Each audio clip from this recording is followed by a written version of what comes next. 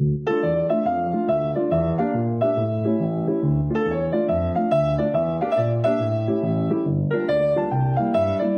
to the podcast. We're going to keep this one real simple. Better kids, better world.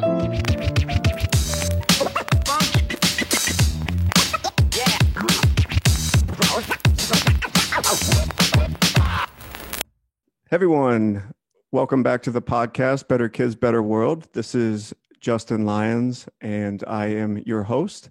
I have a really special guest with me today, and before I get in and introduce him and introduce sort of what we're going to talk about, I thought for those of you that are new to this podcast and don't know who I am, it was recommended to me that I introduce myself. So, like I said, my name's Justin. I'm a father of three. I'm a resident of Evanston, Illinois. Before I got into my current endeavors, including hosting a podcast, I was in insurance and then insurance technology for about 10 years, had a successful career. And then I decided to leave all that behind because I had a vision to, serve our youth in a way that could empower them and was scalable and adaptable to kids all around the country. And that vision ended up being a product called Blaze. And that's relevant today because it's really what connected my guest and I together. Blaze is an application that helps students and teachers and even parents develop their social emotional skills. And, in addition to that, I consult social impact startups and help them bootstrap their vision and try to get to a minimum viable product and see if they can validate it in a way that doesn't cost them a lot of money, and they can see if it's going to be a business. So I kind of do a little bit of everything: father, entrepreneur, consultant, and I guess I'm a podcast host. So I want to introduce Dr. Michael Allen, and he is, like I said, we were brought together, I don't know, it must have been a couple of years ago at this point. And it was an early iteration of Blaze that I was trying to get some feedback from. And I had no idea. Well, let's just say I met him in the principal's office. And that was the first time I'd been in a principal's office, and I wasn't in trouble. And so I think I was a little nervous when I walked in there. But, what was really cool about Michael was how we just hit it off immediately through a shared passion for our young people.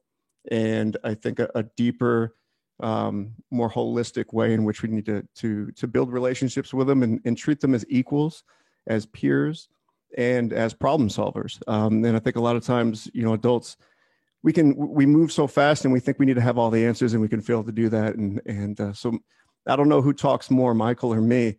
We get going and buckle your seatbelt. So I'll do kind of an official intro, and then Michael, I'll let you kind of do yours. But since we've chatted, I mean, a lot has happened, and there's a lot going on in Dr. Allen's life, and I can just sort of begin to do it justice. But he's a school principal at Oakton Elementary School in Evanston, just outside of Chicago. And, he recognized a huge need for reading materials that depict young Black boys in a manner that is authentic and relatable, as well as positive and life-affirming. He was named the 2020 Elementary Principal of the Year in the Northern Cook region by the Illinois Principals Association. And he advocates to end policies that hold students of color down and replace them with trauma-informed practices, equity, emotional intelligence, and mindfulness in schools. He's also recently founded Holistic Equity Leadership Consulting, where he empowers and equips educators, administrators, and all types of leadership teams to center racial consciousness in their work. That sounds like a heady sort of bio. Like, how could one guy do all of this? And I can say from personal experience, having spent time in person through conversations with Dr. Allen, he does it. He does the deed. He doesn't just talk about it. He's the real deal. and I'm honored to have him on, and I'm excited for him to also talk about his new book, because he's also an author, which wasn't, I don't know if I mentioned that in there, but he's a new author, and he's getting a lot of press. Him and his brother produced a children's book called Brotherly Love, and I've got it right here. And I've read it. My son's read it. It's fantastic. I do want to talk about that, but I'm going to turn it over to you, Michael. And did I leave anything out? Did I fail to do you justice? What do you think? No, it's always weird. Thank you so much, Justin. It's great to be in a space with you. Yeah, like you said, I think the one thing I do want to drive home is that in our line of work, we often run into so many people, thousands upon thousands, when you really think about the year, each year. But there are very few people who you align with ethically, spiritually, in terms of impact on society. So I consider you a brother. I feel like we planned to meet for like 30 minutes in the first meeting. We ended up meeting for like 2 hours. Yeah, yeah. But no, I consider you family, just because of the connection. We just know that. It's always weird hearing about people talk about me. But my mom sort of forced me to start to sit in that space and accept it. But no, I don't have anything new to add other than that. If I had to describe who I am, what I represent, what I was born to do, it's to be a voice for and empower vulnerable and marginalized people of all kind.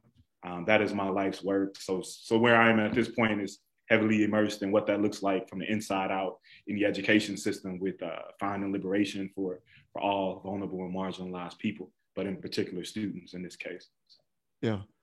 Well, and I think where we hit it off was, as I was sitting in your office at Oakton, what I knew intuitively in terms of my dealings with my own kids and other kids, whether I was tutoring them or coaching them, and also what I've educated myself on in my pursuit to build an application that could help kids.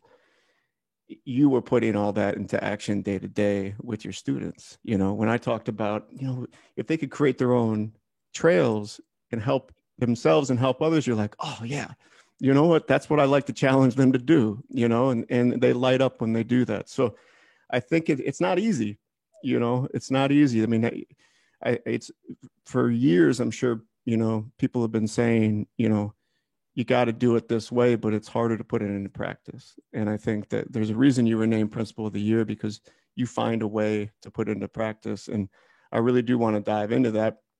I thought that, I don't know if you can actually see the board behind me at all. I can see SEL, inclusivity, yeah, parenting, Blaze Trail, gaps, yeah, brotherly love, yeah, principle. So here's my thought, sir. I'm taking the headset off, but I know you can hear me. Let's pick. Oh, I got to keep the headset on, otherwise I won't hear you. See, I'm a rookie. So why don't we pick? I know we're going to do brotherly love, right? So if you were going to pick, two more topics that we want to hit on, what would you take off that board? That's good. That's a good one. I would say inclusivity for sure. Okay. What's that bottom right one? The over here? Yes. What's that say? LeBron, Jordan, and Tiger. I'm okay with that one too. Okay. I know we're hitting brotherly love. Yeah, that's a fun one that I don't usually talk about. Yeah, let's do it. LeBron, Jordan, and Tiger, as well as inclusivity. Okay. I think. All right, I'm going to circle those.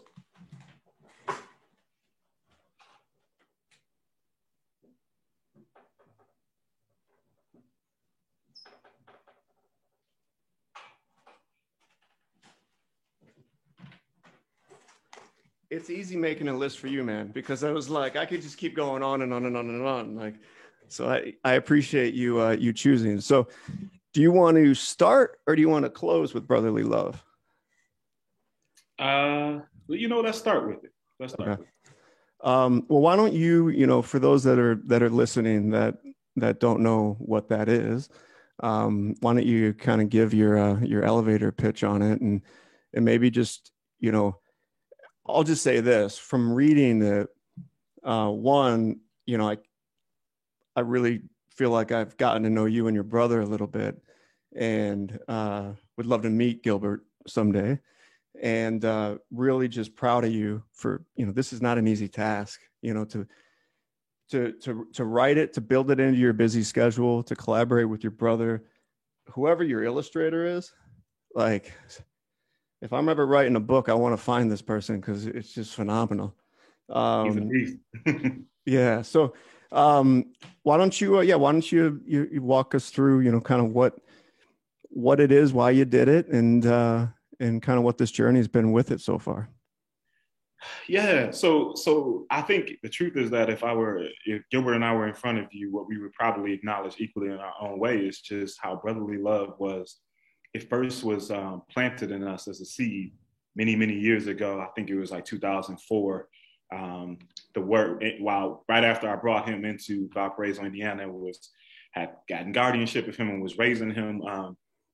Maybe six months into the process leading up to football season for him, he and I played at the university at Valpo, and he played at Valparaiso High School. And there was this big press release in this article that they wrote on the Northwest Indiana Times called Brotherly Love, essentially. And they were talking about the courageous act that I took to bring him there, and how his perspectives in being a really great football player, and they sensationalized some of the components of our story. And we were really proud and excited and even rejuvenated as we prepared for the coming weeks' games.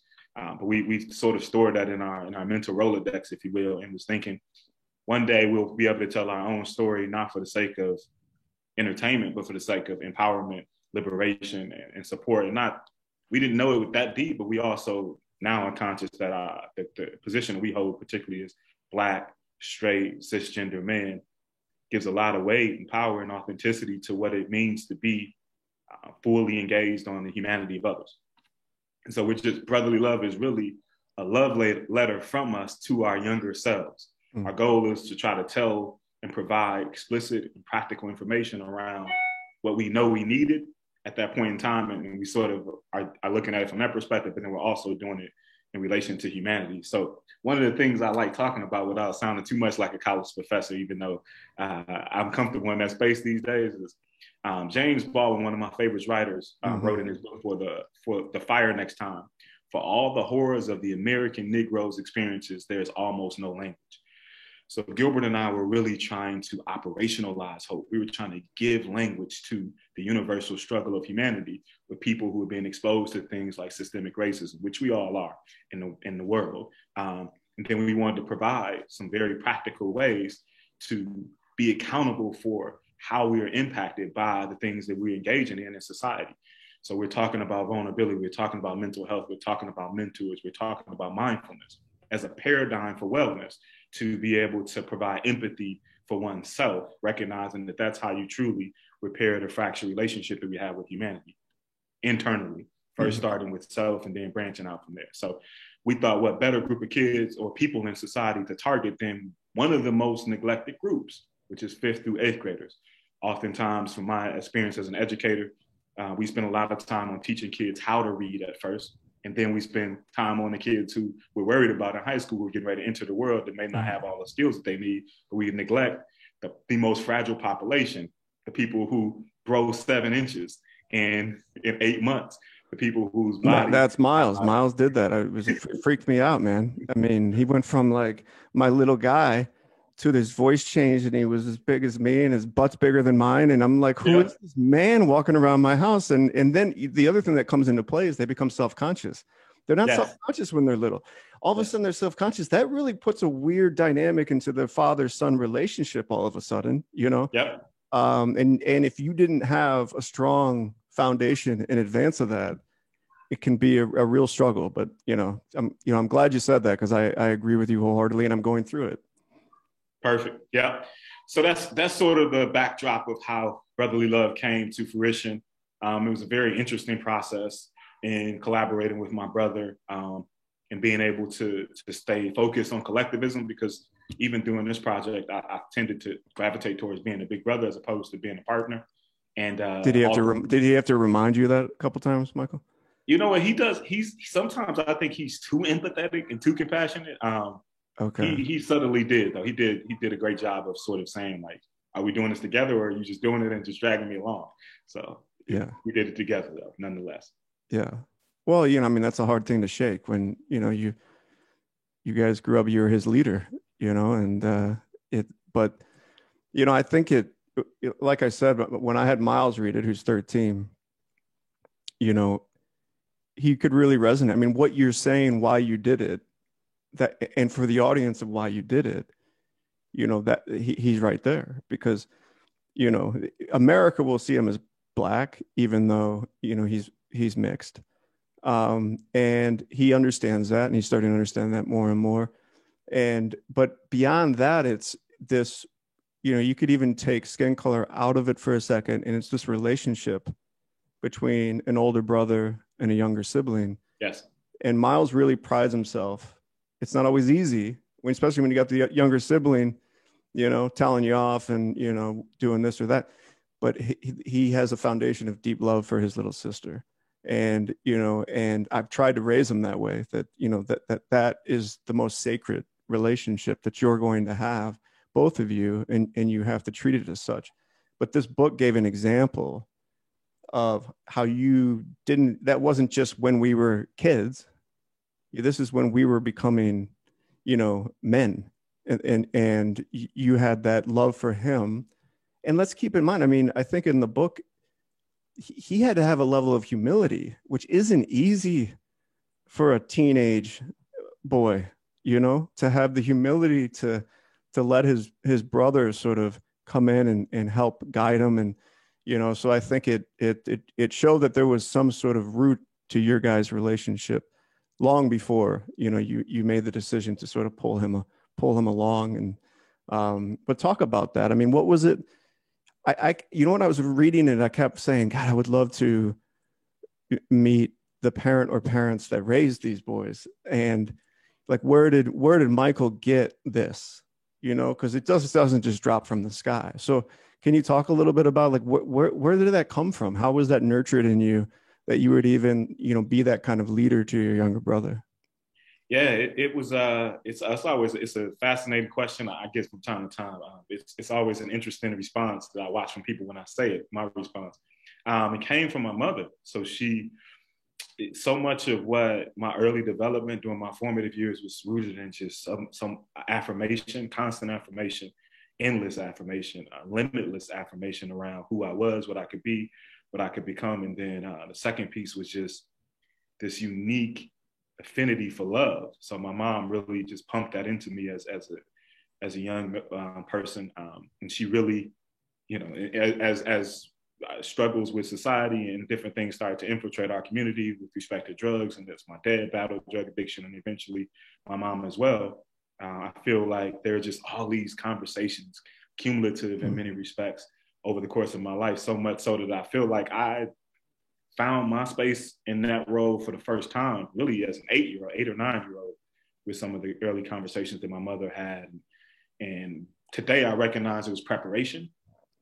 She was preparing me not just for the day-to-day at that point in time and my role with my siblings, but also for my larger purpose, that it's really just come to fruition. Like, it's really come to clarity in her passing this past December. So, but definitely my mother is a person who put that in me, and like invested in a methodical process that it takes to get to 38 and fully be secure and comfortable with that, as opposed to being this fragile 7 or 8-year-old who, was insecure with my body, didn't quite know what I was born to do, and had a lot of questions around my relationship with love, particularly with my father. So, yeah.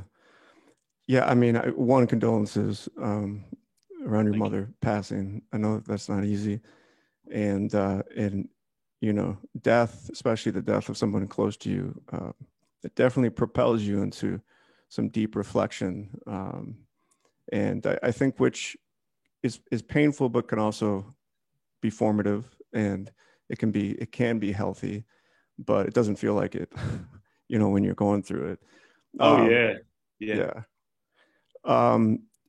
I did want to, so as you talk about how, your father, struggled with, his, well, you could call them demons, but I just think we all have our things, and it's hard. I mean, it's just because you become a parent doesn't mean that life struggles disappear. And it's hard to go through those struggles when you've got kids, and especially it's hard to go through those struggles when you've got kids that are entering the age that they can truly comprehend it, remember it, because you become very fearful. Am I going to damage them? Are they observing and having to process stuff in isolation without any explanation?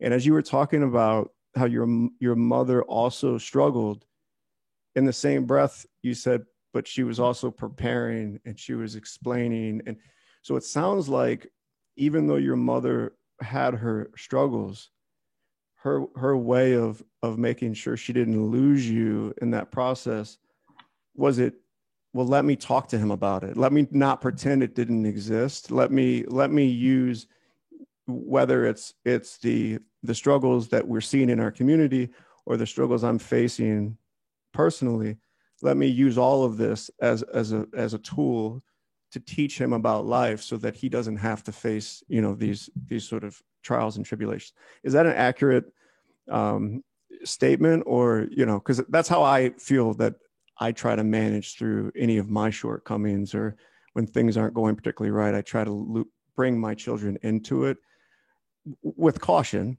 but bring them into it and make sure that they're not processing it alone. You know what? I don't know. I think that is certainly her approach to some of us. By some of us, I mean my siblings. I think that when Gilbert describes how my mother's relationship with him was, and the in-depth nature of how she talked about her addiction and how she was battling that, that is identical to how he describes her relationship. Ironically, when I think about mine, not just with my mother, but my grandmother and many people in my family, everything in her that she thought was best about herself, she saw a reflection of in me. And in many respects, today I understand that she sacrificed so much for us, in particular me. And so, were you her first?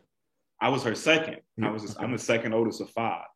And she, she often tells a story of how she loves all of us in unique ways, but she and my father were trying to have me, and they named me after my uncle Michael, who is one of the most successful boys on my dad's side of the family. And so there was this plan they had for me before they even had me. And I don't know that I've been conscious about that for most of my life, but I think at the end of her life, I certainly became clear and keenly aware of her sacrifice. And so oftentimes in my conversations with her, even at the end of life, she just presented her best self, her professional self. Her best foot was always what she gave to me. Her Christian self, her holy self is usually what she gave to me for the most part. So she always just wanted me to understand the value of excellence. I think what her life symbolized, and I think she started it when I was a kid with all of us, my siblings and I, is the complexities and the authenticity and excellence rooted in duality. And so she could, even in the midst of what she was struggling with, have moments of sobriety that were transcendent. When you think about what she put in me, none of my friends, whether the parents have the most financial wealth or middle class or whatever, their parents weren't as methodical with the intricate nature of the conversations, the support, the application of individualized systems with how to parent kids. But she was brilliant with that. And it was something that just came to her intuitively. It wasn't like she got a PhD in it, right? I mean, it was. Absolutely. Yeah. Absolutely. And she maintained it. Like, she maintained 5 different relationships with her kids over the course of our life. Like, we all had our own individual specific access to her in terms of love and our relationship. And I think today I marvel over it, because she didn't read a book, she didn't study it. But even if she had, even in the midst of addiction, she still was able to nurture it in real ways. Like, that conversation I had with her about getting guardianship of Gilbert was really, really tough. And to see the emotional pain and her feeling conflicted as a mother, knowing that I have the ability to support what he needs to get to the next level, but it's her responsibility to serve in that role, not necessarily mine, was really inspiring and humbling too. So, but yeah, I don't really know where she got it from. I think those of us who believe in the spiritual nature and the proximity of the universe, understand, like, some of the stuff doesn't have to make sense, but she was just ingenious with the way that she was methodical about how she prepared me when I was a baby, all the way up into where I am today. So, well, right. I mean, and I think that before your memory kicked in, she had some time with you. yeah, So, it may not have been, right when you came out on day one on your birthday, but it might have been, you just see something in your kids. You see something unique. You see, you can envision kind of a path, and she obviously saw, oh, Michael's going to be a leader. He's the one that if I can put the best of me in, I know the rest of my kids are going to be okay. And that might have been sort of motivation. And I think that, as to like, where did she get it from? Where did I get it? Where do I get my undying love for my children, that I would be willing to sacrifice a comfortable career to build a company that would serve them and kids like them, and really make it so that I can be around them all the time? Because that was another reason I did what I did, because I could not accept a life where I was working 50 hours a week away from home. I could not accept that. And so I don't know where it comes from. I think sometimes it comes from pain. It comes from some hurt you felt as a child that you are very conscious of, and you don't want your children to have to suffer that. Or at least if they start to feel pain, they always know, right? Like, you've built them up. Like, this is the most sacred. Like, I will never abandon you. Even if I'm going through my struggles, even if I'm going through my addictions, I will do whatever I can to lift you up and support you. And that's a beautiful thing. And a lot of kids out there, as you know, they don't have that luxury. They don't have that love at home, and I hate to call it a luxury, but I don't, whatever color, whatever community, whatever your wealth. I mean, yeah, love, you could be in the $5 million home and there could be a void, right? Or you could be, in the 1-bedroom apartment, and you could be filled with abundance, talk about that a little. Yeah, I mean, I think, well, first of all, like, let me say this. What I think my mother understood is the unapologetic nature of being able to maximize every moment you have on this planet. She lived life fearlessly. Suddenly, the things that we as a society, particularly in the Western world, we call good and bad, and all these other things. I had my idea about what I thought my mom should have been doing when I was in elementary school and middle school and high school. But what I really realized at the end of her life, and I think she personified that to all of us, is that at the end of the day, people won't remember all the different things you've accomplished at the end of your life. They'll remember the humanity that you represented with how you went after life, and whether or not that was proximate to who you were born to be. Mm. So her purpose could have been as big as just having me, putting in me what I've been able to live. And that's the totality of what her purpose is. I think it's a lot larger than that, because she did a great job with each of her kids. And she accomplished a lot of amazing things with her time and with so many other people. But I think what her legacy represents to me, and I think it inspires me in many respects, is this idea that I said to myself, like, one day, like, what is it I want to be remembered for at the end of my life?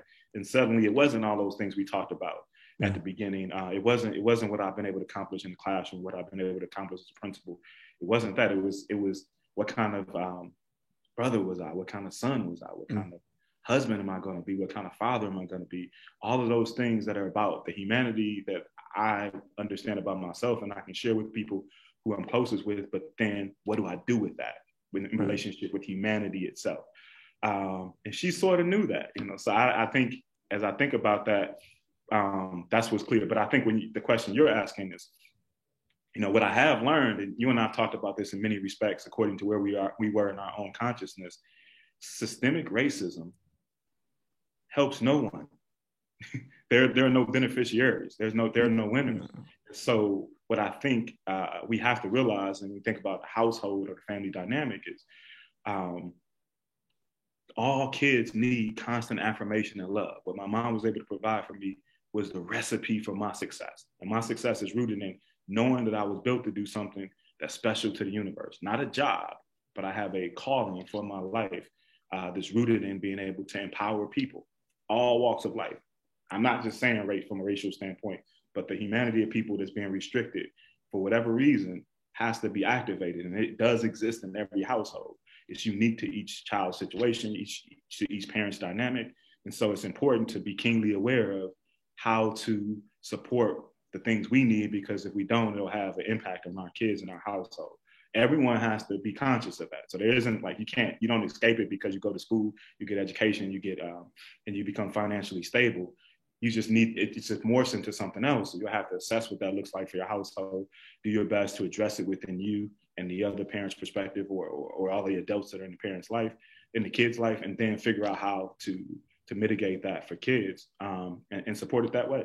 But I don't know if that directly speaks to the heart of what you're saying, but I recognize at Oakton, much like, because I've been in other places where almost all my kids are poor. Yeah. Oakton it's all over the place.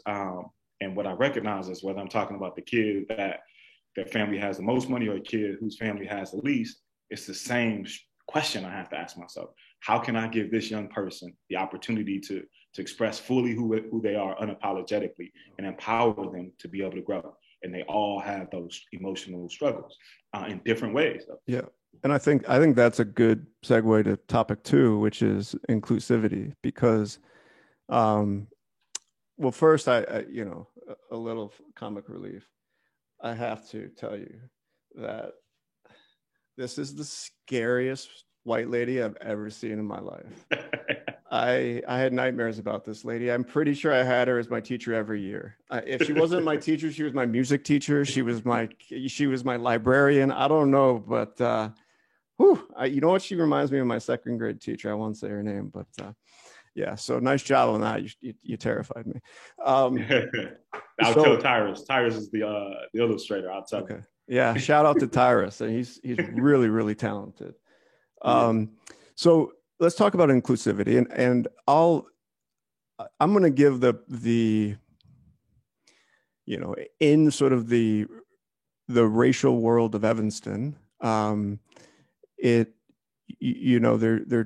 you have to be careful to have an insight or an opinion sometimes, right? Because, but I think I'm generally pretty careful based on my life experience. And I tend to believe if you've loved enough people, if you sat around the dinner table with enough people, if you've had close relationships with enough people that are different, then you're a little bit more qualified to have insights than if you've been living in a bubble and you read a book, right? So I think that when I think of inclusivity, number one, I naturally think of every child in the classroom, right? So I think of any kid that would feel marginalized or on the outside, or disconnected, because no kid wants to feel that way. And I think, I think it's a struggle. I think it's a very challenging dilemma that educators face to talk about racial inclusion but also make sure that in so doing, you don't forget about kids that also feel excluded, but it has nothing to do with necessarily their race, right? It could be their weight, it could be their gender, it could be their height, right? I mean, you name it. It could be that they're Jewish. It could be that they're light-skinned, right? Or dark-skinned. It could be, they're mixed, but no one thinks they're mixed, It could be I'm mixed and I don't know what side I'm on, right? So I think you have, you've dealt with all of this. So as a principal of sort of that kind of a melting pot, how do you sort of balance sort of this obviously deep need to create more awareness for all folks on the systemic nature of bias and racism and lack of opportunity and inequity, all these things that exist? How do you balance sort of that mission with making sure that you're still sort of messaging the commonalities that bring us together rather than yeah, well, I've got my struggle and you can't understand. So, that side of the classroom, I don't know how we're ever going to connect. You know what I mean? And I think it's a tough question that I know you'll answer. I don't know how many people will answer it, but as I say that, what sort of comes to mind? What sort of reaction do you have? Yeah, I think it's just inclusivity. The point that the reason why we even need to talk about inclusivity is because there is some group of people over the course of humanity that decided that certain people were prioritized more than others, and whoever were the in group, they sort of have privileges and advantages that other people who are not a part of the norm or the in group don't have. And that's not just, some of them are racial, some of them are gender related, some of them could be sexual orientation, they could be religious, they could be because of the physical nature of our bodies. All of those different things have been a reason to other people. But what I believe is and that has created a burden on humanity. When people who are ostracized from a community, they see no point in actually preserving its viability. So they're open to tearing it down. Mm-hmm. And by community, I mean the world, all of humanity. So, but inclusivity itself, I think, has to be rooted in a deep commitment for affinity for humanity, which is rooted ultimately or undergirded in love. So I think as we understand how to love all the complexities of ourselves purely, because I don't mean like physically how we appear and love the attention we get, or love the intellectual capacity of us because of the treatment that people give for the quality of our thoughts. I mean, completely accept who we are and love that. We start to recognize we have a responsibility of being able to provide that to others. Mm-hmm. So for me, I recognize that with where I was as I entered really my principal career about midway through, and through my mistakes, I recognized I was perpetuating behaviors that ultimately restricted the humanity of others. I talk about this openly, publicly, like suspending and expelling kids, Black and brown kids, at probably some of the most rampant rates in my district, because of how I saw it. When I was hired to do that, and I really just followed what the district policies were at that point in time. And I called myself calling order to the school, which was the way to improve academic outcomes. But I didn't see how the system and my actions were marginalizing people even further, instead of getting into the weeds and figuring out what was going on with these young Black.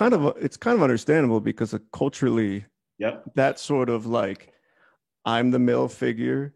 And, it's like a military sort of thing. I mean, you know what? Like, I got to come down hard on you because the world is going to come down hard on you. And this is how we get it done. But you obviously evolved beyond that. So sorry to interrupt, but I just wanted to point that out. I appreciate you contextualizing that piece. No, and I think ultimately what I learned through trial and error and my mistakes is, okay, how did I feel about the first person who activated something inside of me that allowed me to realize my actions were misguided? I felt the brokenness in relationship with humanity. I thought I was doing things to make humanity better, but I lost my way from being able to recognize my responsibility in every choice, not the larger totality. Because even in that space, in my own misguided nature, most of what I was deciding to do day to day in my job probably was appropriate.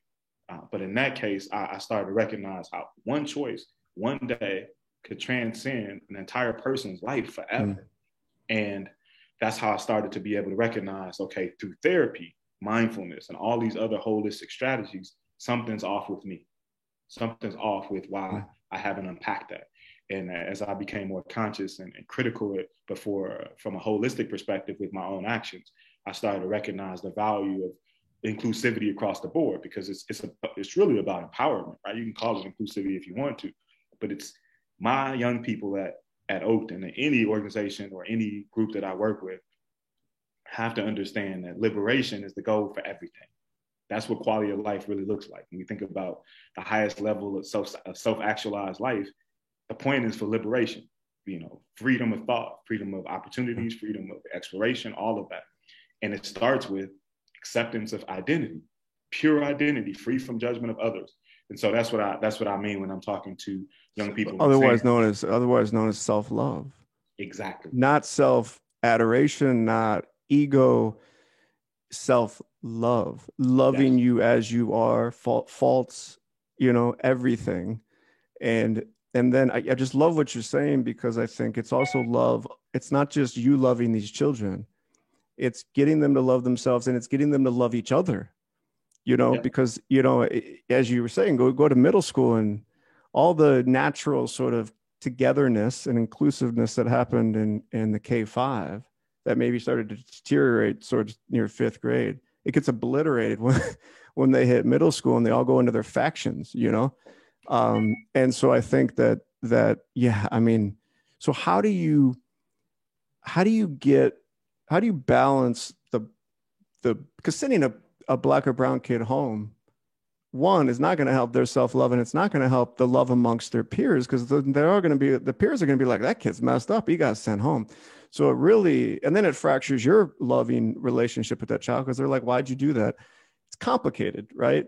I mean, sometimes they do have to be removed from the environment. Let's not be too idealistic, but but how do you balance, like, that inherently black and brown kids, they may on the surface appear, I got it all together, I'm confident, everything's cool, but there's still a void beneath the surface that you need to address, far deeper than if I grew up white. Now, that's not a broad statement, because I could have grown up in a very white household and there could have been a lot of voids, that there's actually a lot of commonality in how we both feel beneath the surface. But on the whole, I would say that, this self-love piece that you need to address, and the lack of external love and internal love has disproportionately affected the black and brown kids.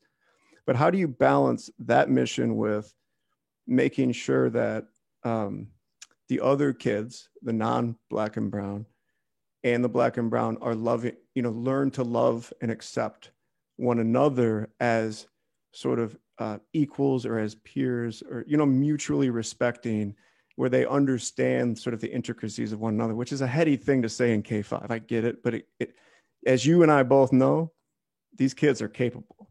They're capable. They're ready if they're led, down that path. So hopefully I didn't lose you in that question, but No, I got it. Yeah. Here's what I would say, and it's sort of rooted in 5 things, or maybe even 6. But this idea that I recognize that there are eyes on me all the time, and ears that are listening, and spiritual energy that can soak in what it is that I'm exuding in space. So as one of 2 Black certified men in my school, I recognize the power and authority that I hold with all the kids, regardless of race, regardless of gender. And so they're watching how I interact with people, adults, them, even my proximity to them. And I'm talking to a kindergartner, if I'm deciding to stand above them as opposed to get down at eye level. What I recognize is that what's revolutionary about the impact of our society is, number one, engaging with in relationship with humanity free from judgment. So the truth is that it's my experience that marginalization and vulnerability is something that impacts every person from every walk of life in different ways. I don't know that the problem, I think, with Black and brown and other vulnerable groups in our society is the system's intentional investment in marginalizing their access to social mobility. That's the issue. But when you go into inside of households, and that system is complicated, because that system is within the internal psyche. It's a virus inside the minds of human beings. This isn't like a law necessarily. Yes, those definitely exist, but it is a virus in the minds of humans, I think. But it's a virus that can be, I don't think it's ever fully taken out, but it can be sort of addressed. It can be mitigated. But it's always, once it's there, it's like, it's there. But anyway, I could go on about that, but yeah. No, great points. I think the things that I try to stress, though, that I think could be applicable to your users is this idea of 5 areas. And this is what we try to push with our staff and students at Oakton, is when we think about young people, I always try to say, we see them and we accept 100% of who they are, which I think you were alluding to earlier. The most important 3 words that I say to my students is I love them and I completely accept them even when they fail. They have to know that like we're unconditionally committed to their futures. They need to know like their ideas are valuable today in school, in class, at Oakton, out in the community, and they're needed in the future. And then I think the biggest thing that my students sort of love that I try to be vocal about is nothing or no one can stop them from living their dreams. No one. And so it's important to be able to have that as a paradigm and as a foundation to, for lack of better words, making sure that identity and inclusivity is broken down into real tangible things that matter to a kindergartner and a 5th grader the same, or 6th or 7th or 8th grader the same. But those are the pieces that I found to be revolutionary with captivating the greatest humanity in them that allows them to try to be unapologetic towards who they are, what they're becoming, and what they know they'll be in life, which they may not have the language at different spaces to express to other people. And that's the tough thing. But I think it's messy work, and a lot of people run away from it. For me, I'm like, nah, you know, if the kindergartner today needs to come to my office and they need to give me a hug to get their day off, right, I can stop my meeting, or they can interrupt us. And you never know what little micro experience correct remains in the memory bank of that child and carries with them. Yeah. And I want to ask a question. So if you imagine a ball that gets sort of like pushed up the hill, and either that ball could have friction, some stickiness, so that when it's done being pushed, it stays there until it's pushed again, or it could not, and it can roll back. Which brings up my question about inclusivity and the home, because I'd imagine the analogy sort of resonates with you, that you, at least it feels, like I said, these nuggets stay, whether it feels like the ball came back down, but you're moving these kids up every day, but some could go into a home environment where it just feels like it slides back down, and then slides back down. And so how, you're very emotionally invested in these children. It's gotta be frustrating or heartbreaking to any educator, right? Any leader of children, if you feel that the home environment is counterproductive, to put it lightly, right? So I know you're unique in the sense that you do engage parents directly. And I think you probably have the courage to say things that maybe some other leaders of children may not to parents. But how do you, if you can imagine kind of like the anecdotal scenario of, broken home or disengaged parent, or indifferent parent, whatever it may be, you just feel like the home life is a disservice to this child. How do you manage through that as a leader of kids? And is there a solution to it? Is there a solution that you envision that is broader in a community to that? What kind of comes to mind when I bring that up? Yeah, I mean, here's what I'm trying. I'll be direct on that piece. It's my belief at this phase in life that all parents are sending us their best, and I function from that paradigm so that I don't get caught up in the trap of judgment, which disconnects me from the humanity of the parents who I know are sending me their best. I know this because even when my mom and my dad were battling their own addiction, they were sending the best they had in their household into the world every day to go to school, just like my friends who were middle class were. So I always approach from that paradigm. Now, what I think is important, and I push my teachers. Hold on, though. That, like, anyone who's listening's got to hear that, because that's a very powerful point that you just made. And I don't care whether you're in the workplace. I don't care what walk of life. Positive intent, assuming positive intent. We're so wired these days to assume negative intent, or to judge and assume negative intent, or if you're struggling, it's got to be somebody else's fault. I'm doing my best. So, damn them. It's that person's fault, right? It's that coworkers, it's that bosses, it's that parents, it's that teachers, whatever. It goes both sides. But so I think whatever your role is, what you just said, Michael, is powerful. And it takes a real spiritual foundation, I think, to come from a place like that, because I bet these parents feel that because I know that, like, when I feel like I'm failing my kids and sending them to school, and maybe I didn't get all their homework done for them, I didn't check everything, I have this like deep guilt. No one knows, but I'm suffering it. And you fear you're going to be judged. And the more you're judged, the more you withdraw. Whereas it sounds like you build this culture with the parents where they don't feel that way. Or at least once they get to know you, they don't feel that way. So I think it's a beautiful thing. And I think you should sing that one from the mountaintops as much as you can, because it's important. Yeah. No, I think what I would wrap up that point, what I would say is what I think is practical about the way that I lead from a school perspective, but even socially, I think we all have an unspoken commitment to the preservation of the collective.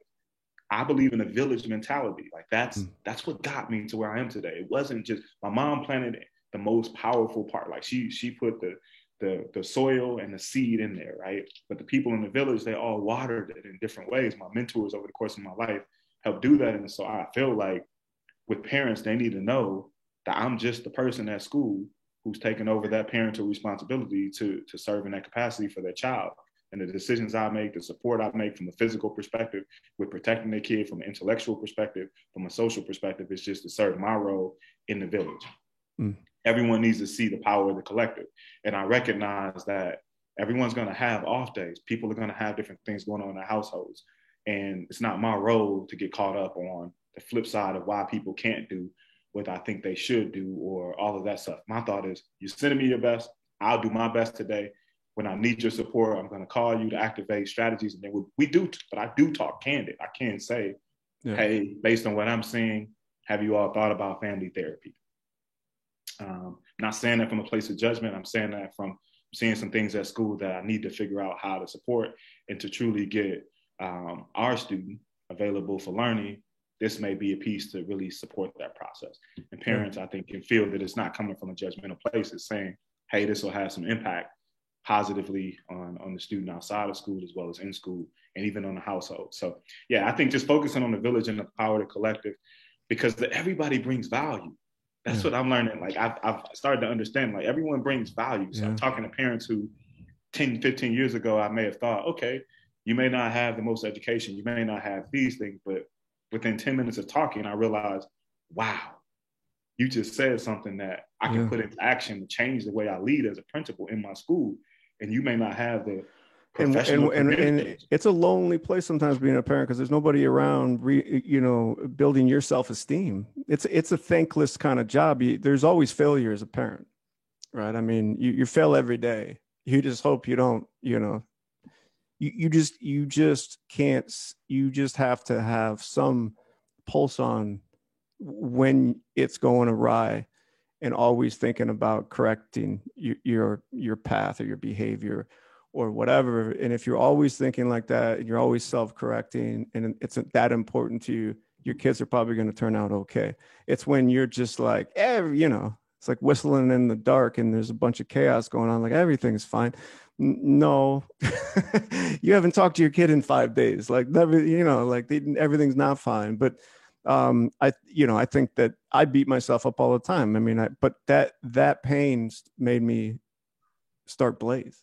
That pain of being disconnected from my son and him not liking to read and me kind of just like blaming him for it or his teachers, that pain caused me to go down the path that I've gone down. So I think but there had to be a root in self-belief before I did it. There had to be some root in self-love.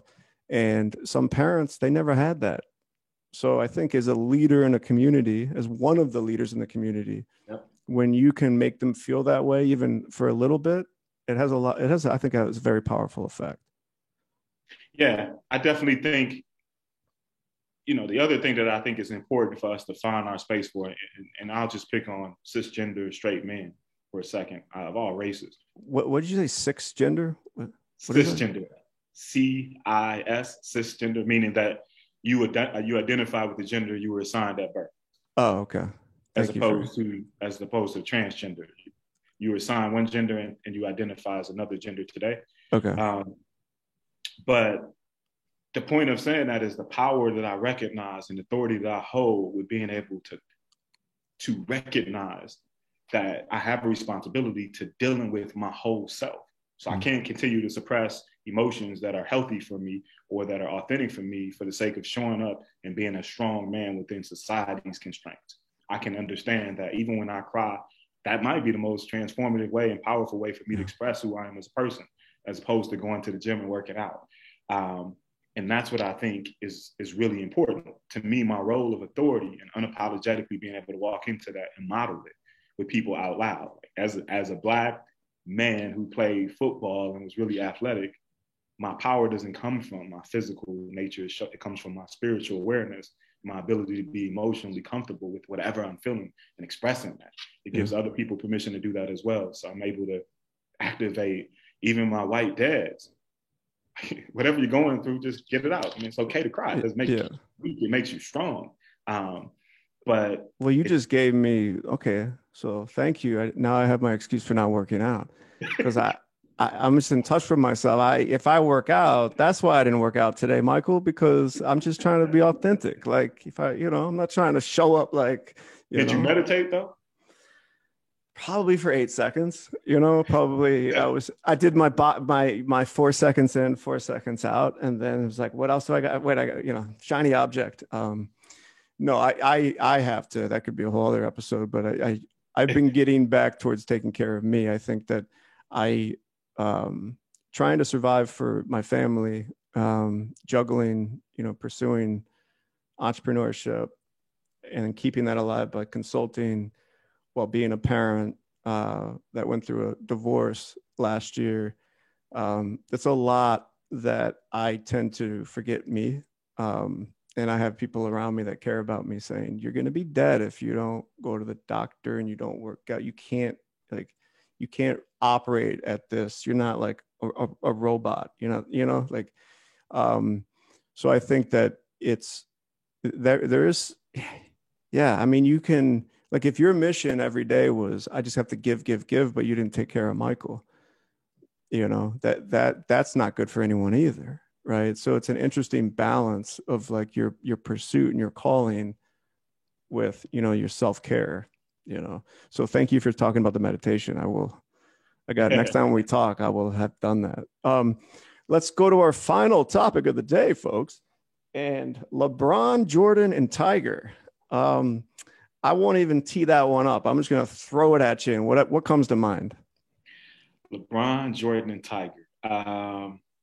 Wow. Probably revolutionary and transcendent athletes of their era and time in different ways. Tiger, of course, is obvious with respect to what he accomplished in golf. Jordan is the GOAT of any sport in my mind. And then LeBron, who is, to me, my favorite athlete of all time. Not just because of who he is and what he represents. Like, he's a physical specimen. We've never seen a person more athletic than him. We probably never will when you think about speed, athleticism, but his intellect as well. He's a student of the game. One of the most consistent comments I hear about Bron is that he's one of the smartest players people have ever played with, despite him never going to college, right? But probably the best thing, and again, as you can see, I'm biased towards Bron.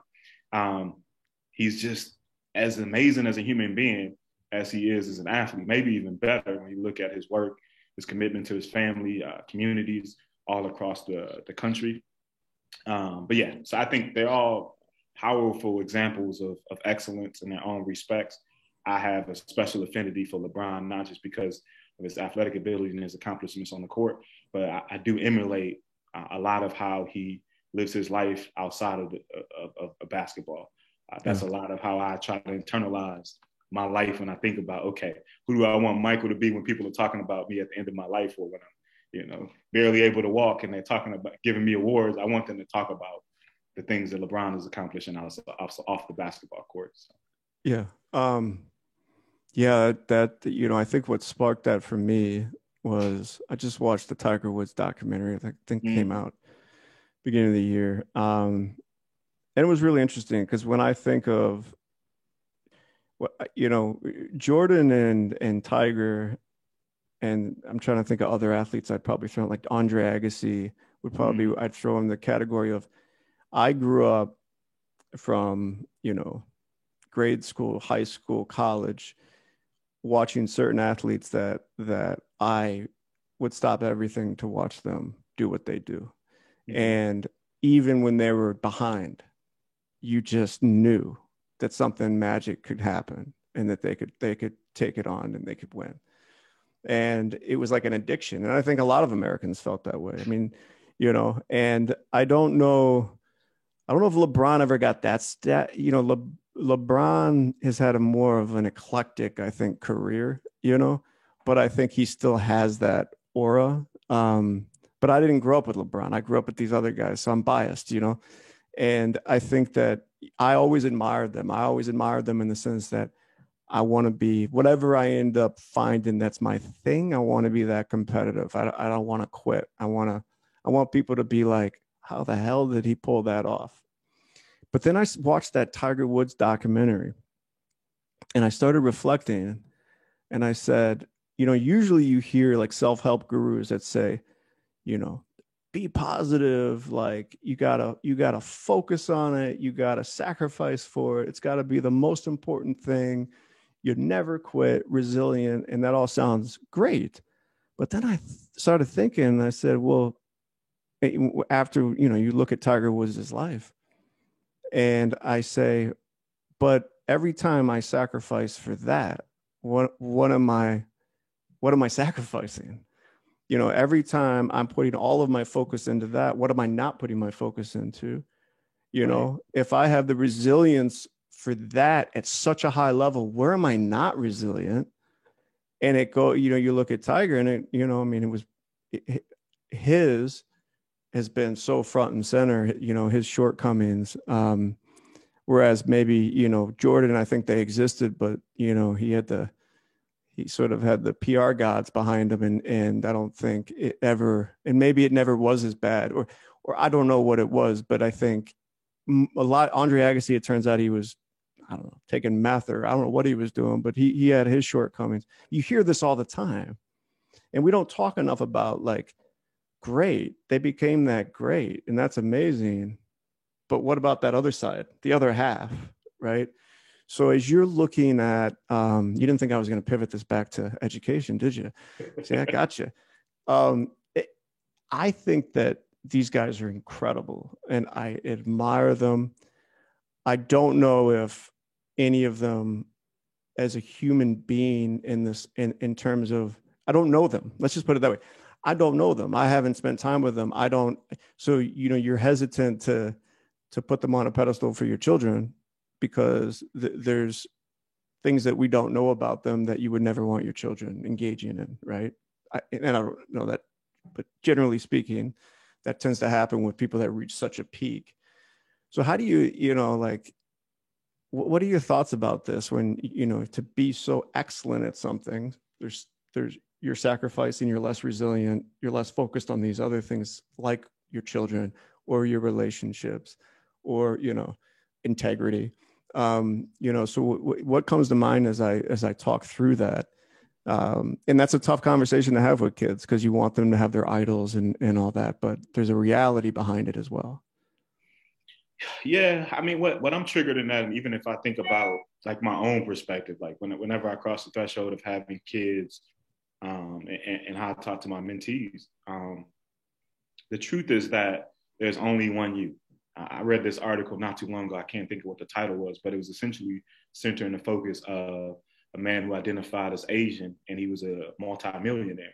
And he was telling his son, who I believe was stressing out about the pressures of trying to meet his dad's expectations. He told him, I made all these sacrifices. If being you means being in the middle pack of your class, from a performance or academic standpoint, that's fine, because you get to live life. You get to live life in all the totality and expression that it is. Don't put these unnecessary expectations and pressure that are rooted in excellence according to the world at the expense of reducing your own humanity. You're right. Whatever you're spending your time on, you don't spend it on other things. But I do think, like, the reality is we all were born to be excellent at something. The hardest part is to stay focused on what that looks like for you and the trade-off of time, but more importantly, to care for your body and your full humanity. Now, having said all that, what I would say is, I often say it to my brother, like, if I have a son I want him to be more like you than me, because he's just more empathetic. He's more compassionate. He's more methodical around being practical with how he deals with people. I can be a tyrant around what it means to empower people. And I can be impatient with how to go do that, how to accomplish that, which is similar to the Tigers, the LeBrons, the Jordans. But having said all that, I mean, you can do the research, and I'm not going to ever question or support LeBron the way he responds to losing. Although I understand the heart of it, I think there are better ways to express ourselves, just period. Not just because kids are watching, but just period, in relationship, humanity. Outside of that, though, I don't really have anything. I don't know that I've seen another person. He is my age, so I'm biased, but he's pretty close to what humanitarian looks like in the flesh. You can go research whatever you want to go research about him, but you won't find a better. And keep in mind, this kid was a superstar by his whole life. Right. So people were waiting for this kid to just fall on his face at a very young age, and somehow, some way, he's maintained and grown. And I think if you pause and do a little bit of critical thinking, critical research, you say, okay, but we're all waiting, right? We're all waiting for that thing, and then it happens and we're like, and then we're like rooting for them to make a comeback. It's like a sick relationship that Americans or any humans have with these celebrity figures. But you're right. There is nothing that he's done that people go like, that's a horrible human being, I mean, he might cry a little, and Jordan would have dominated him mentally in any matchup. I know that for a fact, but and I hate the fact that he keeps changing teams and he's lost more championships than just kidding.